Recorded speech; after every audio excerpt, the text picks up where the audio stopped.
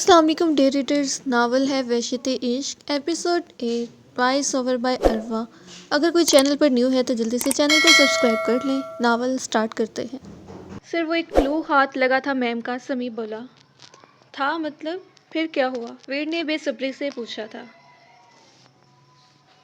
Sir वो ma'am, समी हिचकिचाया।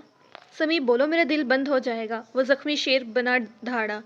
Sir ma'am ने आज ही यहाँ से कराची की ट्रेन की टिकट करवाई थी, मिसेस पलविशा शाहवीर सुल्तान के नाम से, और वो जिस ट्रेन में गई है वो हादसे का शिकार हो गई है। सामने से आने वाली ट्रेन से टकराने पर और अचानक आग भड़कने की वजह से एक भी मुसाफिर नहीं बच सका। सर मैम अब इस दुनिया में नहीं है। शाहवीर अपनी जगह बिल्कुल साकत बेयकीनी से समी को देख रहा था। सुल्तान मेंशन की तमाम दीवारें उसके सर पर गिरी थी। लाल अंगारा चेहरे और आंखों से समी को देखा, मगर फिर गहरी सी सांस ली और छोटे छोटे कदम उठाता समी के पास आया और उसका हाथ पकड़कर अपने दिल की जगह पर रखा। समी, यू नो व्हाट, मुझे गौर से देखो, मैं जिंदा हूँ। ये धड़कनें देख रहे हो, ये चल रही हैं। ये दिल अभी बंद नहीं हुआ, सांसें भी चल रही हैं। तो तुम्हें ऐसा क्यों लगता है कि वो मर गई है? मैं जिंदा हूँ तो वो कैसे मर सकती है? वो जिंदा और सही सलामत है। मेरे मरने तक उसे मेरा इश्क और मेरी नफरत दोनों अपने वजूद पर झेलनी है। समी, तुम समझ रहे हो ना मैं क्या कह रहा हूँ? और वो जब तक नहीं मिल जाती हमें उसे ढूंढना है। समी ने बेहद अफसोस से अपने मालिक को देखा, जो शायद सदमे की शिद्दत से अपना जहनी तवाज़ुन खो बैठा था, मगर उसे सिर्फ अपने मालिक के हुक्म की तकमील करनी थी। जी सर, जो आपका हुक्म। परी जख्मी जख्मी दिल, वजूद और रूह के साथ अपने घर से निकली थी, तमाम कश्तियाँ जलाकर। दिमाग बहुत तेज़ी से चल रहा था। मुझे कमज़ोर नहीं पड़ना, हरगिज़ नहीं। मैं इस दरिंदे को कोई नुकसान नहीं पहुंचा सकती, कुछ नहीं बिगाड़ सकती। वो बहुत ताकतवर है। बेबसी से सोचते अपने चेहरे को नोचा। रो रो कर आंखें सूज चुकी थी। एक तरफ उसका ड्राइवर खड़ा था, दूसरी तरफ से होकर गली में निकली और फौरन रिक्शे में बैठी। बहन, किधर जाना है? रेलवे स्टेशन चलो। मैं मम्मा बाबा से नजरें मिलाने के काबिल नहीं रही, लेकिन मैं सारी ज़िंदगी इस भेड़िए की भी शक्ल नहीं देखूंगी। क्या करूं? मुझे मरना होगा। हाँ, ये ठीक है, लेकिन नहीं, मैं हराम मौत नहीं मर सकती। मैं कमज़ोर हूँ, अगर घर गई तो वो फिर मुझे ज़बरदस्ती अपने पास ले जाएगा और मैं कुछ भी नहीं कर पाऊंगी। नहीं नहीं, मैं अब ऐसा नहीं होने दूंगी। मैं चली जाऊंगी हमेशा के लिए। मगर पहले जब मैं भागी थी तो उसे कैसे पता चला कि मैं कहाँ हूँ? कुछ तो है जो मैं मिस कर रही हूँ। जहन में झमाका हुआ जब खुद की नज़र ब्रेसलेट पर पड़ी। कहीं इसमें कोई ट्रैकिंग डिवाइस तो नहीं? ब्रेसलेट को उलट पुलट कर देखा। रेलवे स्टेशन उतरकर ब्रेसलेट उतार कर एक वहीं खड़े दूसरे रिक्शे में चुपके से फेंक दी। कराची के टिकट करवाए। मुझे उसे गुमराह करना होगा। वो तो इतना ताकतवर है कि एक दिन में पता करवा लेगा कि मैंने कराची की टिकट करवाई होगी। मगर कहाँ जाऊँ? फिर कुछ सोचकर सीसीटीवी कैमरों से छुपकर फिर रिक्शे में बैठी। भाई, सदरपुर की बस्ती में चलो। 1.5 घंटे की मुसाफत के बाद वो एक छोटे से घर के पुराने ज़माने के बने खस्ता हाल दरवाजे के बाहर खड़ी थी। दस्तक दी, दरवाज़ा खुला और वो मेहरबान ज़ईफ़ सा नहीफ वजूद नज़र आया। अम्मा हाजन, तड़प कर पुकारा। भाग कर अंदर गई और उनसे लिपट कर तमाम ज़ब्त खोकर फूट फूट कर रो दी। अरे क्या हुआ परी बेटा? अच्छा इधर आओ। अरे अंदर तो आओ मेरी बच्ची। अम्मा, दरवाज़ा अच्छे से बंद कर ले। सहम कर अपने पीछे दरवाज़ा बंद किया। वो उसे साथ लिपटाए अंदर आ गई, उसे जी भर कर रोने दिया।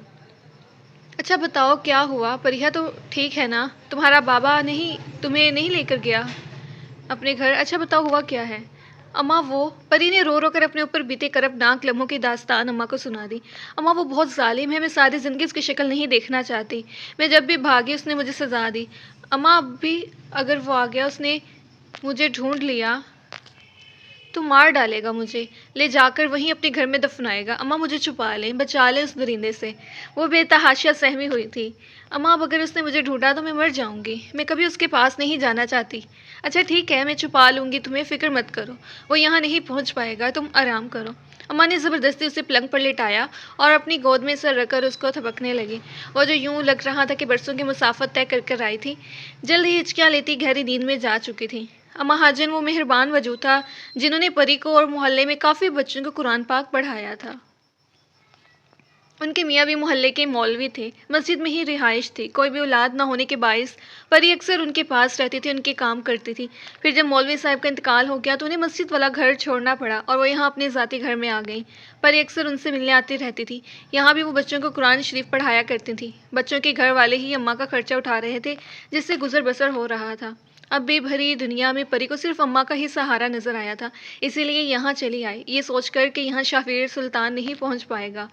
वीर जब्त की कड़ी मंजिलों को छूता सुर्ख चेहरे के साथ हाफिज सईद के घर दाखिल हुआ था। उसके चेहरे पर जो वहशत थी वो नाकाबिले बयां थी। वो सब छोटे से सहन में ही बैठे थे। उसने नवाब की जानिब देखने से गुरेज किया। फौजिया बेगम की तबीयत संभल चुकी थी। वो हाफिज सईद से मुखातिब हुआ।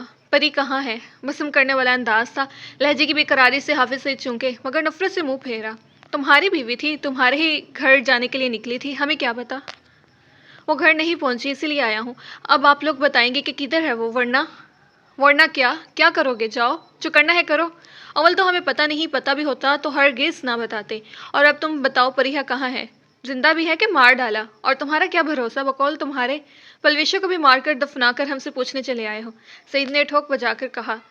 Stop it, just stop it. धुआं धुआं चेहरा, उसके तन बदन में आग लगी। वापस आकर गाड़ी में बैठा। सुमी, हाफिज सईद ने कहा कि अगर पता भी होता तो ना बताते, यानी उन्हें कुछ पता है पर वो बता नहीं रहे। हादसे का तो जिक्र भी नहीं किया। अब तुम्हें बस उन पर नज़र रखनी है और जल्द अज जल्द उसे ढूंढना है, जिसके बगैर यूँ महसूस हो रहा है जैसे रग रग में किसी ने शोले भर दिए हो। एक एक पल मुझ पर क़यामत बनकर उतर रहा है उसके बगैर। कल मीर और शाजिर का फंक्शन होने वाला है हातिम मेंशन में। मैं वहाँ बिज़ी रहूँगा, मगर तुम कुछ भी करो मगर आराम से मत बैठना, मुझे वो चाहिए।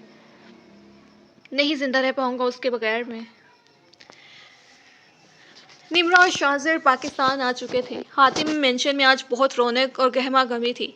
वीर गम का तूफान सीने में दबाए फंक्शन की तैयारियों में मसरूफ था। सादा सी ब्लू जीन्स की पैंट के ऊपर वाइट शर्ट में बिखरा सा वो और भी डैशिंग लग रहा था। मीर की खुशी देखकर कई काले बकरे सदके दे चुका था। वो तो तैयार भी हो चुका था। डार्क चॉकलेट कलर में 3 पीस सूट पहने, कीमती घड़ी खुशबुओं में बसा और चेहरे पर अनोखी खुशी थी। उसे किसी रियासत का शहजादा बना दिया था। मगर शाहजर का मूड बुरी तरह ऑफ था। वीर, रूप और हातिम बाबर के घर गए थे और वीर के बेहद इसरार पर फंक्शन का अरेंजमेंट हातिम मेंशन में ही करने के लिए एग्री कर आए थे।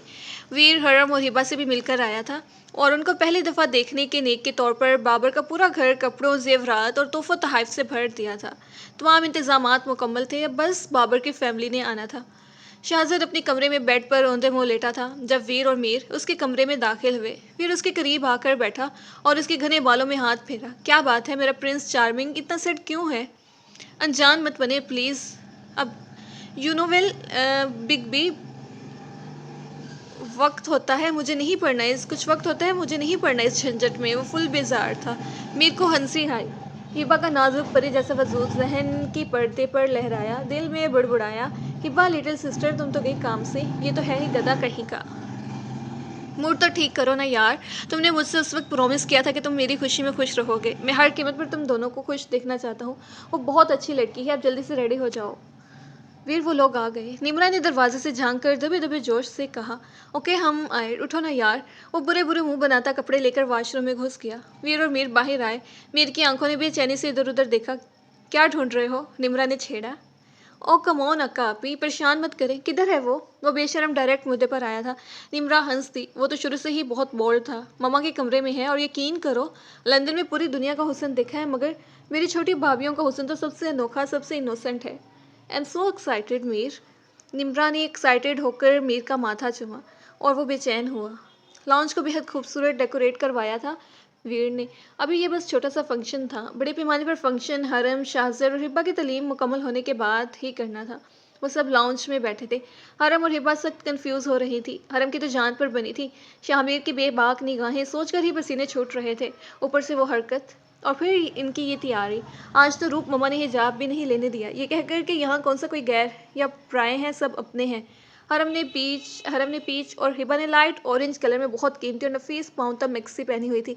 बेहद घने सिल्की लंबे बाल, आगे गिराए खूबसूरत हेयर स्टाइल, लाइट मेकअप किए, दुपट्टे सेट किए, वो आसमान से उतरी परियां लग रही थी। कुछ रूप बहुत ही आया था उन पर। सिद्रा तो कई मरतबा नज़र उतार चुकी थी। रूप और सिद्रा कमरे में दाखिल हुई उन्हें लेने। धीरे धीरे कदम उठाती वो लाउंज में दाखिल हुई तो एक मरतबा तो महफिल में सन्नाटा ही छा गया। वो बुरी तरह नर्वस हुई। हातिम और बाबर ने उनके माथे चूमे। शाहमीर तो काटो तो बदन में लहू नहीं वाली सिचुएशन थी। बस नज़र उस परी का तवाफ कर रही थी। बस एक बंदा था जो बिगड़े मूड के साथ बैठा, जिसने ज़रा भी नज़र उठाकर देखना गवारा नहीं किया था। भला उसके लिए क्या ख़ास बात हो सकती थी किसी में, मकरूर और घुमंडी। वो भी वो भी डार्क चॉकलेट 3 पीस सूट में जेल से बालों को सेट किए, ब्रांडेड घड़ी हाथ में डाले बेनियाज सा बैठा था। भला लंदन की यूनी में दुनिया के हर किस्म का हुस्न जो देख चुका था, अब उसे किसी में क्या कशिश महसूस होनी थी, जिसके डिंपल में ही सैकड़ों हसीनाओं के दिल पड़े थे। हिब्बा और हरम को इकट्ठा सोफे पर बिठाया। हरम के तो सान खता हो रहे थे। वो बेबाक आदमी बड़ों की मौजूदगी में भी नजरें नहीं हटा रहा था। हिब्बा अंदर दाखिल होते वक्त एक नज़र में जायजा ले चुकी थी और अपने होने वाले उन नवाबजादे के बिगड़े तेवर भी नोट कर चुकी थी। ये भी कि उसने एक मरतबा भी नज़र नहीं उठाई थी। सो बड़े रिलैक्स तरीके से सोफे पर विराजमान थी। पहले निकाह होना था। निकाह शुरू हुआ। शाहजद ने पहलू बदला। बहुत जल्द इजाब कबूल का मरहला तय हुआ। साइन करते वक्त तो हिब्बा भी बेहद घबराए। बहुत जल्द ही उसकी पूरी ज़िंदगी एक अजनबी से सड़ील के नाम कर दी गई थी, जिसने अभी एक नज़र भी अपनी निस्फ बेहतर पर डालना गवारा नहीं किया था। परवाह किसे है, मैं तो शुक्र अदा कर रही हूँ अपनी बहन की पतली हुई हालत देखकर। मुबारकबाद का शोर बुलंद हुआ। अब तो मीर भी पछता रहा था। लगे हाथों उसका भी निकाह हो जाता तो किस्सा ही तमाम होता, इंगेजमेंट हो भी जाती, रहता तो वो नामहरम ही ना उसका। आओ शाहमीर, रूप ने हिबा का हाथ थामकर सामने वाले सोफे पर बिठाया और शाहमीर को हरम के पहलू में। शाहमीर ने हरम के सामने हाथ फैलाया। वो घबराई और अरसता हाथ मीर के हाथ में थमाया। शाहमीर ने उसे रिंग पहनाई। सबने क्लैप किया। शाहजर ने नज़र उठाकर दाएं जानिब अपने होने वाली भाभी को देखा। ओह, इम्प्रेसिव। तो फिर लगे हाथों हिब्बा हूर शाहजर सुल्तान के भी दर्शन कर ही लिए जाएं। नज़र भटकी और सामने बैठी ऑरेंज मैक्सी में धीमी सी मुस्कान लिए अपनी बहन को प्यार से देखती इस अपस्रा पर ठहरी। फौरन नज़र हटाई, मगर निगाह फिर उसी मंजर की तरफ खींची। झुंझलाया, दूसरी जानिब देखा, मगर दोबारा नज़र पलटी और लौट फेर कर फिर उसी मरकज़ पर ठहरी। सीने में पड़े दिल की जगह पर उस पत्थर पर बहुत कारी ज़रब लगी थी। वो पत्थर टूटकर चिकनाचूर हुआ था। उसमें से जीता जागता एक सुर्ख रंग के गोश्त का लोथड़ा अपने होने का सबूत दिया। शाहजर ने हैरत से अपने सीने पर दिल की जगह देखा। धक धक की बड़ी वाजिया धमक कानों में गूंजती सुनाई दी।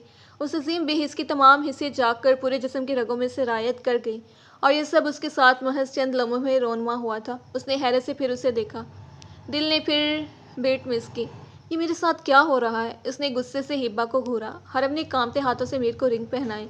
सब ने खुश होकर कलैप किया। हिब्बा ने भी अपना जिस्म जलता महसूस हुआ तो सामने नजर उठी। कांच आंखें गुस्सेली गहरी काली आंखों से टकराई। वो सिटपटाई और फौरन दूसरी जानिब देखा, मगर दूसरी तरफ एक क़यामत आकर गुजर चुकी थी। रोंगटे खड़े हुए थे। दिल की दुनिया तहो-बाला हो चुकी थी। एक बेहिस के तमाम एहसासात अंगड़ाई लेकर बुरी तरह बेदार हो चुके थे। खाना सर्व हुआ। खुशगवार माहौल में खाना खाया गया। अब हिबा बड़े सुकून से बाबर और हातिम के दरमियान बैठी आहिस्ता से पाँव झुला रही थी और शाहज़र दोनों हाथ बांधे लबों पर रखे उस छोटी सी लड़की में वो ख़ास बात तलाश कर रहा था, जिसकी वजह से उसका दिल उसी से बगावत करने पर तुल गया था। वो ख़ास बात जो आज तक दुनिया की किसी हसीन तरीन लड़की में उसे नज़र ही नहीं आई। उसकी पुरतपश निगाहें अपने वजूद पर पड़ती हुई महसूस हुई तो हिब्बा ने पहलू बदला और झुलाई। दिल में सोचा, हब्बी तो कुछ ज़्यादा ही तरसे हुए लगते हैं। उसे क्या मालूम हब्बी के साथ क्या बन रही थी। वो पहली और आखिरी थी जिसने उसकी धड़कनों को झंझोड़ कर जगाया था। हिब्बा फिर दिल में बोली, अभी तो कुछ देर पहले यूं लटका हुआ था जैसे वीर भैया ने 2 चपेड़े मारकर बिठाया हो। हिब्बा ने अपनी ही सोच पर हंसी दबाने के लिए दांतों तले लब दबाया, जो कि सामने वाले पर बिजली गिरा गया। वो बाबर और हातिम की वजूदगी में भी ढीठ बना बैठा उसे तके जा रहा था, जब अचानक झंझलाकर हिब्बा ने सबसे नज़र चुराकर उसकी जानिब देखा और भवें ऊपर उचकाई, जैसे बोल रही हो, क्या मसला है जी? शाहजर को बेतहाशा हंसी आई थी। यह अदा भी दिल में महफूज की और बेख्तियार लब दबाकर मुस्कुराया। हिब्बा की नज़र उस दिल नशीन डिम्पल पर गई। फौरन नज़रों का जाविया बदला। मीर हरम के पास बैठा उसकी जान खुश कर रहा था। हरम, you know what sweet heart, मैं अपने फैसले पर पछता रहा हूँ। उसने आसगी से सरगोशी की। हरम ने हैरत से उसे देखा। क्या वो मंगनी करके पछता रहा था? मैं भी शाहजर की तरह सीधा निकाह ही करता डेविड। ये एंगेजमेंट वाला आइडिया तो निरा बकवास था। वैसे ब्रो को कहने की देर है, क्या ख्याल है? अभी 2 बॉल पढ़वा लें, फिर यहीं से अपने रूम में चले जाएंगे। वो बेहद शरारत से बोलकर हरम की जान पर बना गया था। हरम के उसान खता हुए, पर प्लीज़ शाहमीर ऐसा मत करें, वो बुखलाए। शाहमीर ने कहका लगाया। सब उसकी तरफ मतवज्जा हुए। हरम ने सुर्ख चेहरा लिए पहलू बदला। मीर, क्यों तंग कर रहे हो इतनी इनोसेंट गर्ल को? उठो चलो, वीर बुला रहा है तुम्हें। निम्रा ने हरम की मुश्किल आसान की थी। मीर मुस्कुराता वहां से उठा। वीर और मीरू शाहज़र के पास आए, अब जो बार-बार उसे देखकर मुस्कुरा रहा था। "क्यों प्रिंस? बोलो फिर, अगर पसंद नहीं आई तो नहीं भेजेंगे तुम्हारे साथ। अभी नहीं रिस्पॉन्सिबिलिटी डालते तुम्हारे ऊपर, बस तुम रिलैक्स रहो।" वीर ने जानबूझकर छेड़ा। "तो और क्या ब्रो यार, चिल मार और अपनी मर्ज़ी कर।" शाहज़र हड़बड़ाया। अभी-अभी तो दिलो-दिमाग और रूह ने किसी के साथ की तमन्ना की थी। "नहीं Big B, I will manage it, आप लोगों की खुशी के लिए।"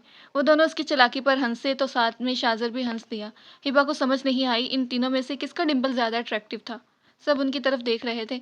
रूप तो ये सीन कई सालों के बाद देख रही थी जब वीर हँसा था, पर माँ थी, बेटे की आंखों में अजीब किस्म का बेइंतहा दर्द भी देख सकती थी। फंक्शन खत्म हुआ तो वीर खुद उन्हें घर छोड़कर गया था। वो दोनों तो चली गईं, पीछे 2 दिल अंगारों पर घसीट लिए गए थे। निम्रा अगले दिन ही किसी वजह से वापस चली गई थी। हिबा के ज़रूरी पेपर्स कुछ दिनों तक बनने थे, जिसकी वजह से शाहज़र रुका हुआ था। 1 हफ्ता गुजर चुका था, तीनों भाइयों को माही बेआब की तरह तड़पते। समी ने जान लगा दी थी मगर परी का अब तक कोई सुराग नहीं मिल पाया था। वीर पर हर लम्हा इस दुश्मनी जान के बगैर क़यामत बनकर उतर रहा था, जो उसे अपनी रूह में उतार कर अपनादी बनाकर जाने कहाँ छुपी थी। इधर शाहमीर ने हर मुमकिन हेला बहाना कर लिया था जालिम जादूगरनी से बात करने का, मगर ना वो यूं ही गई ना फ़ोन पर बात हो सकी, क्योंकि उन्होंने फ़ोन रखा हुआ ही नहीं था, बस बाबर और सिद्रा के पास मोबाइल थे। इधर शाहज़र था जो 1 हफ्ते से उस आग के दरिया में कदम रख चुका था और धीमे-धीमे इश्क की भट्टी में सुलग रहा था। उसके तमाम सोए एहसासात और जज़्बों को जगाने वाली खुद पता नहीं कहाँ जा छुपी थी और उसके लिए एक इम्तिहान बन चुकी थी। आखिर वो दिन आ गया जब हिबा को शाहज़र के साथ इतनी दूर देश जाना था। बार-बार माँ बेटियों की पलकें भीग रही थी। हिबा सुबह की कई मर्तबा रो चुकी थी, हरम भी दुखी थी, पैकिंग मुकम्मल थी। दिन 2 बजे की फ़्लाइट थी। शाहज़र पल-पल अपनी उँगलियों पर शुमार कर रहा था। वो सब उन्हें एयरपोर्ट सी ऑफ करने आए थे। मीर और शाहज़र की तो आंखें ठंडी हो चुकी थी। वो रेड कुर्ती, पटियाला शलवार में दुपट्टा और हिजाब का निकाब किए बहुत प्यारी लग रही थी। तड़पते दिलों पर दीदार की ठंडी फुहार पड़ी थी। अंदर जाने की बारी आई तो दोनों बहनों का इमोशनल सीन देखकर दोनों के माथों पर बल आए थे। उनके आंसू थे जो 2 दिलों को आग लगा रहे थे। वो बेहिस शाहज़र जो पहले किसी मरते को पानी ना पिलाता था, आज उसे वो चंद शफ़ाफ मोती बहुत बुरी तरह डिस्टर्ब कर रहे थे। बार-बार अनाउंसमेंट हो रही थी। आखिर शाहज़र ने बड़े हक से उसका हाथ थामा और उसका लगेज घसीटता अंदर लेकर चला गया और वो बार-बार पीछे मुड़कर देखती रही। आखिर वो उसके आंसू से उकताकर मगर नरमी से बोल ही पड़ा, "what's problem with you wifey? किस ज़माने में हो? एक चीज़ होती है जिसे मोबाइल कहते हैं, वीडियो कॉलिंग होती है और तुम्हारा जब दिल करे मिलने आ सकती हो। So please don't do this." मैं डिस्टर्ब हो रहा हूँ इन आंसुओं से। वो ब्लैक पैंट के ऊपर व्हाइट शर्ट, कीमती घड़ी खुशबू में बसा, सनग्लासेस लगाए उसे गौर से देखकर बोला। हिबा को हैरत हुई मगर अब वो खामोश हो चुकी थी। वो अंदर गए और चेयर्स पर बैठकर वेट करने लगे। हिबा खुद पर मुसलसल उसकी नज़र महसूस कर रही थी। आखिर झुंझलाई, "मैं फ्रेश होकर आती हूँ।" ये कहती वो उठकर नीचे बेसमेंट में वॉशरूम की तरफ गई। तकरीबन 20 से 25 मिनट गुजर चुके थे। शाहवीर ने घड़ी में टाइम देखा और बेतरह घबराया। ये उसकी ज़िंदगी की सबसे पहली घबराहट थी जो शायद अपनी कीमती चीज़ को खो देने के डर से तारी हुई थी। कहाँ चली गई? कहीं खो ही ना जाए, उसे वो बच्ची समझ रहा था। तेज़ी से बेसमेंट की तरफ गया। थोड़ी दूर ही वो एक बुक हाथ में थामे मगन सी थी। वो खुफ़्ते से उसके पास आया। "Hiba, what is this?" Hiba को उसे सामने देखकर तहय्युर और सदमे से आंखें फैली। "आप यहाँ क्यों आए?" ज़ाहिर है तुम्हें ढूँढने आया हूँ। और लगेज के पास किसको छोड़ कर आए हैं? आपको पता भी है ये लंदन नहीं पाकिस्तान है और मेरी कितनी कीमती चीज़ें हैं लगेज में।" वो बोलते चली गई। शाहज़र उसके हिलते गुलाब की पंखुड़ियों जैसे लबों को देखता रहा, क्योंकि इस वक्त वो सिर्फ हिजाब में थी। "कितना कीमती होगा सामान? मैं खरीद दूँगा।" वो लापरवाही से बोला। "दुनिया में हर चीज़ पैसे से नहीं खरीदी जा सकती। आप मुझे मेरा वो टेडी बेयर ला देंगे, जिसे बचपन से मैंने हर पल, हर लम्हा साथ रखा और जो इस वक्त इस लगेज में है और मुझे उसके बगैर नींद भी नहीं आती।" उसकी आंखें फिर भीगती चली गईं।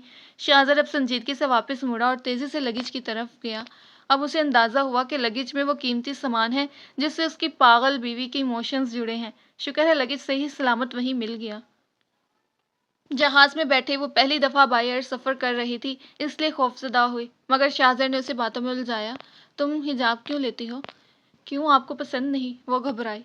"मैंने ये पूछा कि क्यों लेती हो, ये नहीं कहा कि किस लिए। मुझे पसंद आया। वैसे भी मैं अपनी चीज़ों में शराकत हरगिज़ बर्दाश्त नहीं करता। जो मेरा है सिर्फ़ और सिर्फ़ मेरा है। तुम्हें और तुम्हारा जिस्म देखने का हक़ सिर्फ़ मेरा है, इसलिए हमेशा ऐसे ही रहना, खुद को ढाँप कर, छुपा कर, सिर्फ़ मेरे लिए।" उसके हर बोर्ड लफ्ज़ पर हिब्बा सिटपट आई थी। उफ़! कितने बदतमीज़ हैं, जबकि शाहज़र ये बदतमीज़ी सिर्फ़ उसी के साथ कर रहा था। उसका ध्यान बँट जाने पर शाहज़र गहरा मुस्कुराया। हिब्बा ने पास ही वो मैजिकल डिंपल देखा। को खूब जानते होंगे कि उनका ये डिंपल अट्रैक्टिव लगता है, इसलिए जानबूझकर नुमाइश करते रहते हैं हर वक़्त। उसने रिलैक्स होकर सीट से टेक लगाई और आँखें मूंद लीं।